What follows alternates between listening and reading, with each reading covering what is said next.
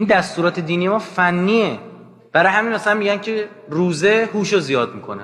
برای همین دیگه الان دیگه فاستینگ میکنن، دوره فاستینگ 16/8 رو انداختن. کلی سکولار هم هستن بیدینن، با هم دیگه بلند خب بچا از ساعت فلان تا فلان هیچی نمیخوریم، بیاد حاضری بزنید تو گروه، میرن حاضری میزنن تو گروه 16 ساعت هیچی نمیخورن. ببخشید ما میگیم روزه تا ثواب هم داره. میگه چرا نمیخوری؟ میگه بدنم سالم میمونه، چربی بیشتر چربی میافتم رو دوره، چون از 12 ساعت به بعد شما رو چربی سوزی میافتی دیگه، قند خون تموم میشه میرفتی رو چربی سوزی.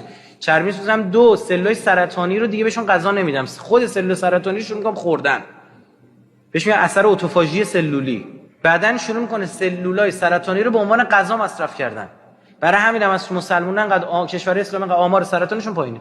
به تو دنیا نگاه کنید ببینید آمار کشورها، ببین بر مبنای کنسر تاپ 10 هاشون رو ببینید، مثلا 10 تا اول یه دونه تو 40 تا اولش دونه اسلامی. اولین کشور اسلامی ترکیه یا لبنان که اونم سبک زندگی اونوری داره. بله شیبمون تنده چون ما هم داریم غرب زده میشیم، داریم سبک زندگی اونا رو انجام میدیم. یه عده از هموطنان روزه رو گذاشتن کنار، نماز نمیخونن. بخش قابل توجه از سکته ها تو صبح زده